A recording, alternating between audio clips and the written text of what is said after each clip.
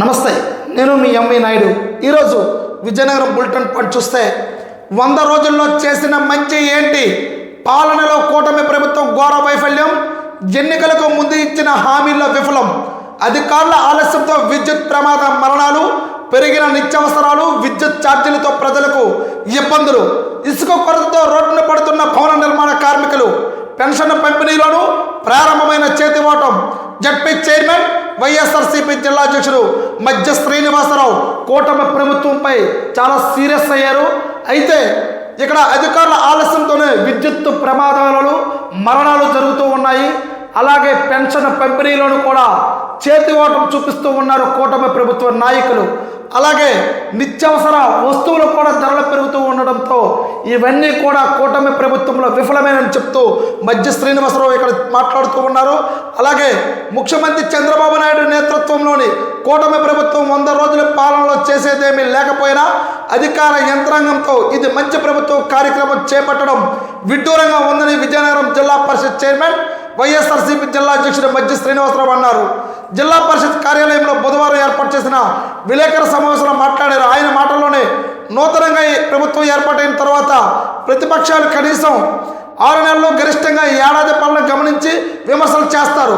ఆంధ్రప్రదేశ్లో కొలువుదీరిన కూటమి ప్రభుత్వం 100 రోజుల పాలనపై ప్రజల నుంచి వ్యతిరేకత ప్రారంభమైందని, దీనికి ఎన్నికలకు ముందు ప్రజలు ఇచ్చిన హామీలను అమలు చేయకపోవడమే ప్రధాన కారణమని, ఇప్పటి వరకు పింఛను పంపిణీలో మినహా ఏ ఒక్క హామీలు చేయలేదని, నిత్యావసరాల ధరలు పెరగడంతో పాటు విద్యుత్ ఛార్జీలు పెంచి ప్రజలకు ఆర్థిక భారం మొత్తూ ఉన్నారని, విజయనగరం జిల్లాలో ప్రభుత్వం వచ్చినప్పటి నుంచి ఇప్పటి వరకు అభివృద్ధి ఎక్కడ వేసిన భూములు అక్కడే ఉన్నాయని, చందంగా ఉందని మధ్య శ్రీనివాసరావు అయితే తెలిపారు. అయితే కూటమి ప్రభుత్వం ఏర్పడిన తర్వాత ఒకే ఒక్క హామీ పెన్షన్ల పెంపు చేశారు. ఇప్పటి వరకైతే మాత్రం ఇచ్చిన హామీలన్నీ గాలికి వదిలేసి చాలా ప్రజలందరినీ కూడా రోడ్డున పడేశారని అయితే మాత్రము ఇక్కడ జిల్లా పరిషత్ చైర్మన్ శ్రీనివాసరావు అయితే చెప్తూ ఉన్నారు. ఏది ఏమైనప్పటికీ కూడాను ఇక్కడ ప్రజలు ఎంతో ఇబ్బంది పడుతూ ఉన్నారు. పెన్షన్ విషయంలో అయితే మాత్రము గతంలో వైఎస్ఆర్సీపీ నియమించిన వాలంటీర్లందరూ కూడా ఒక్క రూపాయి కూడా తీయకుండా ప్రతి ఒక్కరికి కూడా అవ్వాతాతలకి ఇచ్చారు. అలాంటిది ఇక్కడ ప్రతి గ్రామాల్లో కూడాను చేతివాటం చూపిస్తూ ఉన్నానని ఇక్కడ జిల్లా పరిషత్ చైర్మన్ అయితే చెప్తూ ఉన్నారు. అదే మరొక కథనంలో మనం చూస్తే పింఛను పంపిణీలను చేతివాటం, వైఎస్ఆర్సీపీ ప్రభుత్వంలో అర్హులైన లబ్ధిదారులకు వాలంటీర్ల ద్వారా నేరుగా వారి ఇళ్లకు పింఛను మొత్తాన్ని అందజేసి కూటమి ప్రభుత్వ హయాంలో ఆ విధానానికి స్వచ్ఛ చెప్పడమే కాకుండా లబ్ధిదారులకు అందించే మొత్తంలో ప్రదర్శించే ప్రక్రియ ప్రారంభించడం సిగ్గుచేటు. గత నెలలో ఒక్కొక్క లబ్ధిదారు నుంచి 500 రూపాయలు వసూలు చేశారు. ఈ విషయాన్ని అధికారుల వద్ద ప్రశ్నిస్తే ప్రభుత్వానికి చెడ్డ పేరు వస్తుందన్న భయంతో నీటి పట్టు కోసం వసూలు చేసేటట్టు చెప్పడం ఆశ్చర్యంగా ఉంది. గతంలో ఫస్ట్ నెలలోనే 500 రూపాయలు ఎందుకైతే కలెక్షన్ చేస్తానని ప్రతిపక్షాలు బెంబలెత్తి గట్టిగా ప్రశ్నిస్తే ఇది మేము నీటి పన్ను కోసమని ఒక కవర్ చేసుకున్నట్టుగా ఇక్కడ చెప్తూ ఉన్నారు. అయితే గ్రామాల్లో అయితే మాత్రము ఇది మళ్ళీ ఈ పెన్షన్ విషయంలో చేతివాటం చూపిస్తున్నట్టుగా మనం చూస్తూనే ఉన్నాం. పరిశ్రమ కోసం స్థలాన్ని తీసుకుని ఏడాదిలోపే యూనిట్ ఏర్పాటు చేయకుంటే సంబంధిత యజమానికి ముందుగా నోటీసు ఇచ్చి రద్దు చేసేవారు. ఆ స్థలాన్ని కొత్తగా వచ్చే ఔత్సాహులకు కేటాయించేవారు. కానీ తాజా నిబంధనలు గుదిబండంగా మారాయి. రద్దు చేయాలంటే యజమాని ఆమోదం తప్పనిసరి చేయడంతో ఏపీ ఐసీసీకి ఇబ్బందికరంగా మారింది. కనీసం నోటీసులు ఇస్తే తీసుకుని వారు రద్దు చేస్తామంటే ఎలా ముందుకు వస్తారనేదే ప్రశ్నగా మారింది. మరోవైపు యూనిట్ల యజమానులు బకాయిలు కోట్లలో ఉన్నాయి. ఈ ప్రభావం పారిశ్రామిక వాడ అభివృద్ధిపై పడుతుంది. అయితే బొబ్బుల్లో మనం చూస్తూనే ఉన్నాం. పరిశ్రమ పెట్టరు, స్థలం ఎవరు, రద్దు చేద్దామంటే సాంకేతిక సమస్య. అయితే బొబ్బులి పారిశ్రామిక వాడలో 5 ఏళ్ల కిందటే స్థలాలు తీసుకుని పరిశ్రమలు పెట్టని 20 మంది యజమానులు 6 నెలల కిందట ఏపీ ఐసీసీ గుర్తించింది. వారికి నోటీసులు కూడా ఇచ్చారు.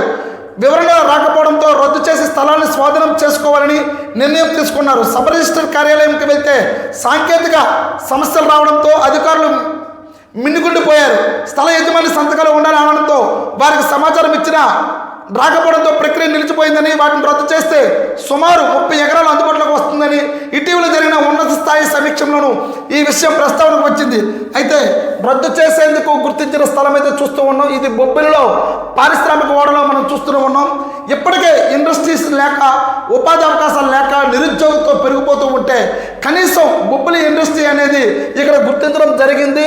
ఇక్కడ ఎవరైతే ఇండస్ట్రీస్ పెడతాము అని స్థలాలు తీసుకున్నారో ఇప్పటి వరకు అయితే మాత్రం యాజమాన్యంలో ఎవరు కూడా ముందులకు రాలేదు.